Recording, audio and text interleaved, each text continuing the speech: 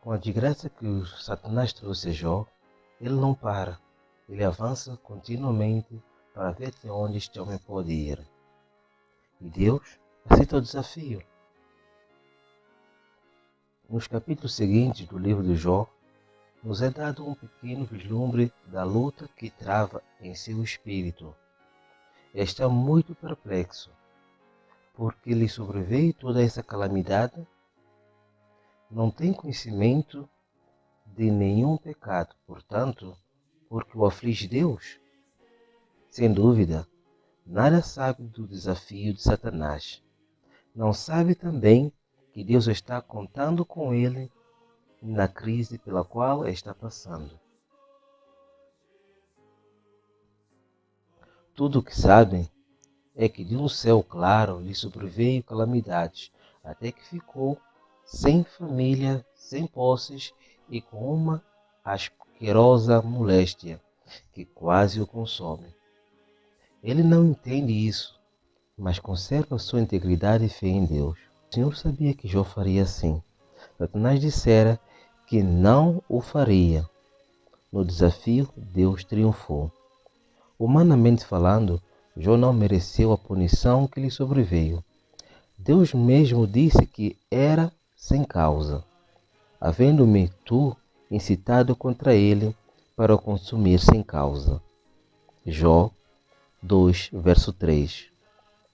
A experiência toda, portanto, só pode ser justificada quando a consideramos como uma provação específica, idealizada com um fim específico. Deus quis silenciar a acusação de Satanás, de que Jó o servia unicamente por interesse. Ele quis provar que havia pelo menos um homem a quem Satanás não podia controlar. Jó sofreu o resultado disso, mas parecia não haver outro caminho. Mais tarde, lhe foi dada uma recompensa. O caso de Jó foi registrado com um propósito.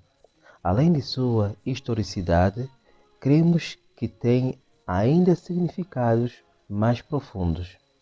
O povo de Deus nos últimos dias passará por uma experiência semelhante à de Jó. Eles serão provados como ele o foi. Serão privados de todo o apoio humano. Satanás terá permissão de atormentá-los. Além disso, o Espírito de Deus se retirará da terra e a proteção dos governos terrestres será removida. O povo de Deus ficará só para combater contra as potestades das trevas.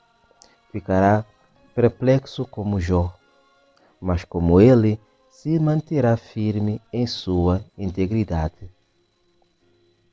Na última geração, Deus será reivindicado. No remanescente, Satanás encontrará sua derrota. A acusação de que não se pode observar a lei será refutada. Deus providenciará não só uma ou duas pessoas que observem seus mandamentos, mas todo um grupo, conhecido como os 144.000.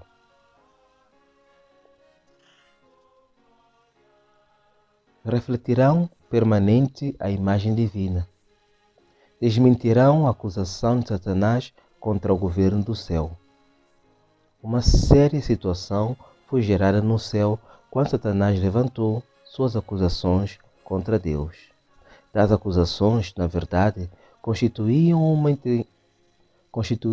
uma imputação de incapacidade de governar o céu. Muitos dos anjos creram nelas. Colocaram-se ao lado do acusador. A terça parte dos anjos, que deve ter sido milhões, enfrentou a Deus seguindo seu líder, o mais elevado dentre eles, Lúcifer. Não foi pequena a crise. Ameaçava a própria existência do governo divino. Como Deus o trataria? A única maneira de resolver satisfatoriamente o assunto, para que nunca mais surgisse uma dúvida, foi Deus submeter seu caso às regras comuns da evidência. Era ou não justo o seu governo? Deus dizia que sim, Satanás dizia que não. O Senhor podia ter destruído Satanás. Isso, porém, não teria provado a justiça de sua causa. Ao invés disso, teria sido uma prova contra ele. Não havia outra maneira senão a de cada lado apresentar suas evidências, suas testemunhas e deixar pesar seu caso pelos testemunhos dados. Temos, pois, uma cena de julgamento.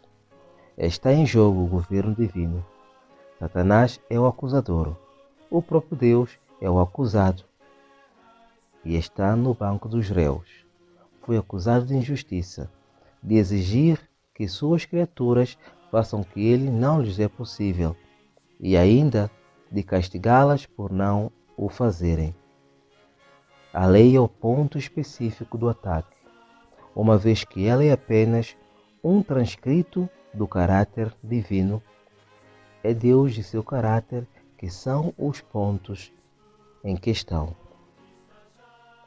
A fim de que Deus sustente sua argumentação, é necessário demonstrar que ele não tem sido arbitrário, que a lei não é dura nem cruel em suas exigências, mas pelo contrário, é santa, justa e boa, e que os homens podem guardá-la. É necessário que Deus faça com que, pelo menos, um homem guarde a lei. E assim a sua causa está ganha. Na ausência de tal caso, Deus perde e Satanás vence. O resultado depende, portanto, de um ou mais seres que guardam os mandamentos divinos. Nisso, Deus pôs em jogo o seu governo. Embora seja verdade que, de tempos em tempos, muitos têm dedicado a vida a Deus e vivido sem pecado por certo período, Satanás afirma que esses casos são especiais, como foi do Jó, e que eles não compõem regra comum. Exige um caso bem definido em que não possa haver dúvidas e em que Deus não tenha interferido. Pode-se apresentar um exemplo assim? Queres saber mais? Não saia daqui.